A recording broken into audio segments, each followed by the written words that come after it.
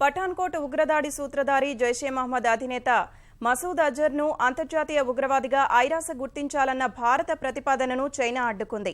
సాంకేతిక కారణాలతో భారత్ ప్రయత్నాల్ని ఇప్పటికే 2 సార్లు అడ్డుకున్న చైనా ఈసారి ఆ ప్రతిపాదనను పూర్తిగా పక్కన పెట్టేసేలా చేసింది. చైనా తీరుపై ఆశ్చర్యం వ్యక్తం చేసిన భారత్ ఉగ్రవాదం విషయంలో ఆ దేశం ద్వంద్వనీతి అనుసరిస్తోందని మండిపడింది.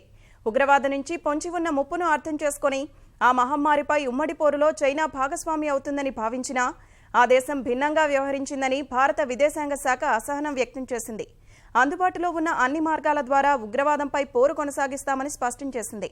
చైనా మాత్రం తన వైఖరిని సమర్థించుకుంది. మసూద్ను అంతర్జాతీయ ఉగ్రవాదిగా గుర్తించడంపై సభ్య దేశాల మధ్య ఏకాభిప్రాయం లేనందునే ఇలా చేసినట్లు చెప్పింది. మసూద్ను అంతర్జాతీయ ఉగ్రవాదిగా గుర్తించాలని ఫిబ్రవరిలో భారత్ చేసిన అభ్యర్థనకు చైనా అడ్డుపడినందున ఈ అంశంపై భారత్ మరోసారి ప్రతిపాదన చేయాల్సి ఉంటుంది. మసూద్ను అంతర్జాతీయ ఉగ్రవాదిగా గుర్తిస్తే పాక్ సహా ప్రతి దేశం అతడి ఆస్తులు జప్తు చేసి ప్రయాణాలపై నిషేధం విధించాల్సి ఉంటుంది.